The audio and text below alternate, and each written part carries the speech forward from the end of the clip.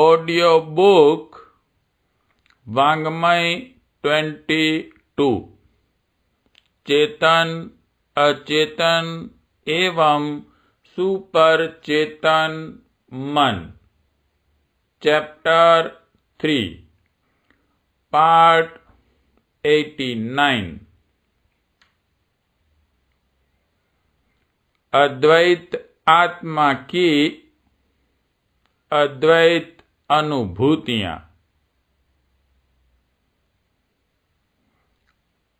सन 1943 की रात द्वितीय महायुद्ध पैसिफिक सागर में 13वीं एयरफोर्स बटालियन के कमांडर जनरल नेथान एफ ट्विनिंग दुर्भाग्यवश युद्ध के दौरान अपने बेड़े से अलग थलग पड़ गए।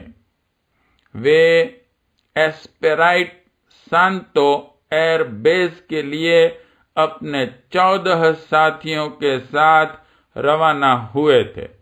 युद्ध के दिन से ही बहुत खोज की गई, पर उनका व उनके साथियों का कुछ भी पता नहीं चला।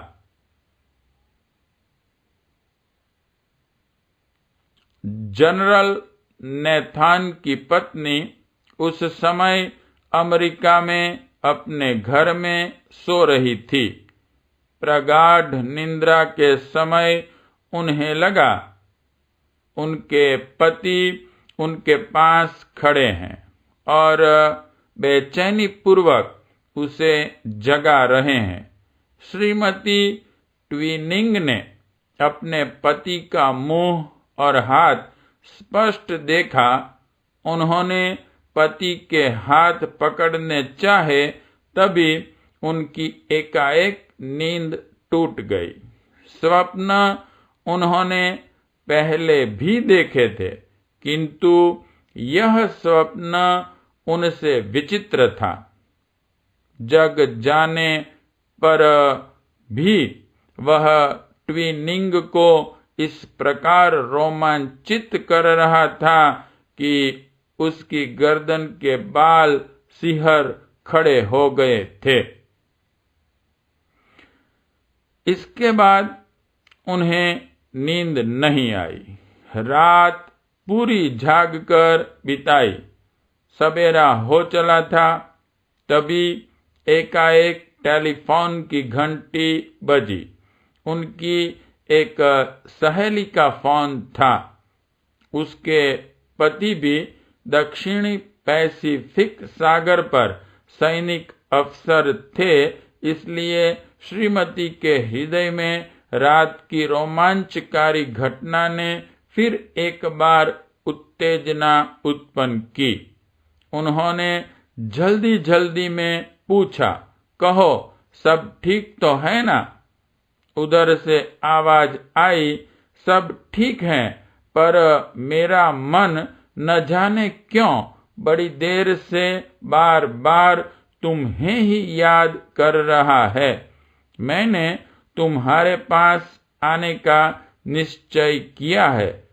कहीं जाना मत। मैं 2-3 दिन में ही तुम्हारे पास आ रही हूँ। श्रीमती ट्विनिंग को अब भी आशंका थी कि उसे कोई बात कहनी है जो अभी छिपाई जा रही है, किंतु जब वे घर आई तब भी ऐसी कोई बात उन्होंने नहीं बताई। इतने पर भी श्रीमती ट्विनिंग की उस स्वप्न आशंका गई नहीं। 2 दिन रहकर जब उनकी सहेली वापस लौट गई, तब श्रीमती ट्विनिंग को सरकारी तौर पर जानकारी दी गई कि उनके पति अपने बेड़े के साथ लापता हैं। उनकी खोज की जा रही है। खोज करने वाले अधिकारी नियुक्त कर दिए गए हैं। इस समाचार से उनका मन बड़ा व्यग्र रहता था। लेकिन कुछ ही दिनों में एक और समाचार आए और उनके मन को शांति हुई, जिसमें यह बताया गया था कि जहाज मिल गया है और श्री ट्विनिंग शीघ्र ही उनसे मिलने आ रहे हैं। भेंट होने पर श्रीमती ट्विनिंग ने उस रात के स्वप्न वाली बात बताई। इस पर श्री ट्विनिंग ने बताया कि सचमुच उस दिन ठीक उसी समय वे संकट में पड़े थे जिस समय उन्होंने स्वप्न देखा। उन्होंने यह भी बताया कि कितने आश्चर्य की बात है कि ठीक उसी समय मुझे तुम्हारी, यानी कि उनकी पत्नी की तीव्र याद आई थी। इस पारस्परिक अनुभूति का कारण क्या हो सकता है? इसके अतिरिक्त जिस ऑफिसर ने खोज की वह उनकी सहेली का ही पति था। उसे किसने वहां आने के लिए प्रेरित किया? यह सब ऐसे रहस्य हैं जो मनुष्य को बताते हैं जीवन में जो कुछ प्रकट हैं वही सत्य नहीं, वरन सत्य का सागर तो अदृश्य में छिपा हुआ है और वह विचित्र संयोगों के मध्य प्रकट हुआ करता है।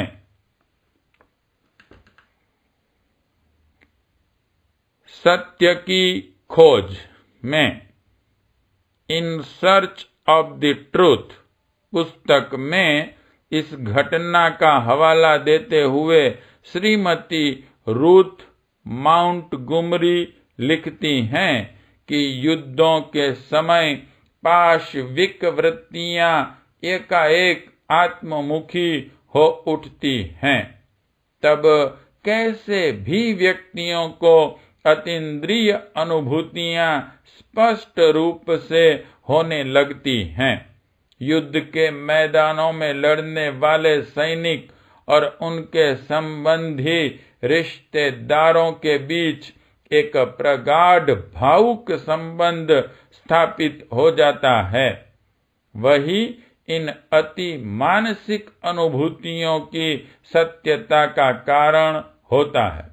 ध्यान की गहन अवस्था में होने वाले भविष्य की घटनाओं के पूर्वाभास भी इसी कारण होते हैं कि उस समय एक ओर से मानसिक विद्युत दूसरी ओर से पूरी क्षमता के साथ संबंध जोड़ देती हैं और जिस प्रकार लेजर यंत्र, दूरदर्शी टेलीविजन यंत्र हमें दूर के दृश्य व समाचार बताने दिखाने लगते हैं, उसी प्रकार यह भाव संबंध हमें दूरवर्ती स्थानों की घटनाओं के सत्य आभास कराने लगते हैं। द्वितीय विश्व युद्ध की ही एक अन्य घटना का उल्लेख अपने इसी अध्याय में करते हुए श्रीमती रूथ माउंटगोमरी ने लिखा है कि चेकोस्लोवाकिया तथा थाईलैंड के भूतपूर्व राजदूत, जो उसके बाद ही जापान के राजदूत नियुक्त हुए, श्री जॉनसन तब मुकडेन नगर में थे। युद्ध की आशंका से बच्चों को अलग कर दिया गया। उनकी धर्मपत्नी श्रीमती पेट्रोसिया जॉनसन ने कैलिफोर्निया के लैगूना बीच में एक मकान ले लिया और वहीं रहने लगी। इसी बीच श्रीमती जॉनसन ने कई बार जापान के समाचार जानने के लिए अपना रेडियो मिलाया, पर रेडियो ने वहां का मीटर पकड़ा ही नहीं। एक दिन पड़ोस की एक स्त्री ने बताया कि उनका रेडियो जापानी प्रसारणों को खूब अच्छी तरह पकड़ लेता है। 3 महीने तक श्रीमती जॉनसन ने इस तरफ कुछ ध्यान ही नहीं दिया। एक दिन उन्हें एकाएक रेडियो सुनने की इच्छा हुई। वे तुरंत पड़ोसन के घर गई। रेडियो का स्विच घुमाया ही था कि आवाज आई, हम रेडियो स्टेशन मुकडेन से बोल रहे हैं। अब आप एक अमेरिकन ऑफिसर वी जॉनसन को सुनेंगे। विस्मय विस्फारित श्रीमती जॉनसन एकाग्रचित बैठ गई। अगले ही क्षण जो आवाज आई वह उनके पति की ही आवाज थी। वे बोल रहे थे, मैं वी एलेक्सिस जॉनसन मुकडेन से बोल रहा हूं। जो भी कैलिफोर्निया अमेरिका का नागरिक इसे सुने, कृपया मेरा संदेश मेरी पत्नी पैट्रोसिया जॉनसन या मेरे माता पिता श्री व श्रीमती कार्ल टी जॉनसन तक पहुंचाए और बताएं कि मैं यहाँ कैद में हूँ, स्वस्थ हूँ, खाना अच्छा मिलता है और आशा है कि कैदियों की अदला बदली में शीघ्र ही छूट जाऊंगा। अपनी पत्नी और बच्चों को प्यार भेजता हूँ। 2 माह पीछे जॉनसन कैदियों की बदली में छूटकर आ गए। पैट्रोसिया पति से मिलने गई तो वहां उसे पति से क्षणिक भेंट होने दी गई, क्योंकि कुछ समय के लिए श्री एलेक्सिस जॉनसन को तुरंत जहाज पर जाना था। पैट्रोसिया को थोड़ी ही देर में घर लौटना पड़ा। उसकी सहेलियां उसे घुमाने ले गई, पर अभी वे एक सिनेमा में बैठी ही थी कि पैट्रोसिया एकाएक उठकर बाहर निकल आई और अपने घर को फोन मिलाया तो दूसरी ओर से एलेक्सिस जॉनसन बोले और बताया कि मैं यहाँ हूँ, मुझे जहाज में नहीं जाना पड़ा। पैट्रोसिया सिनेमा छोड़कर घर चली आई। 3 माह तक कभी भी रेडियो सुनने की आवश्यकता अनुभव न करना और ठीक उसी समय जबकि पति संदेशा देने वाले हों, रेडियो सुनने की अंतःकरण की तीव्र प्रेरणा का रहस्य क्या हो सकता है?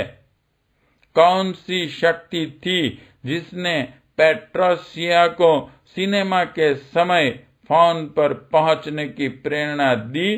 जब इन बातों पर विचार करते हैं तो पता चलता है कि कोई एक अदृश्य शक्ति है अवश्य, जिसने मानव मात्र को एक भावनात्मक संबंध में बांध अवश्य रखा है। हम जब तक उसे नहीं जानते तब तक मनुष्य शरीर की सार्थकता कहाँ? पाठ 89 समाप्त।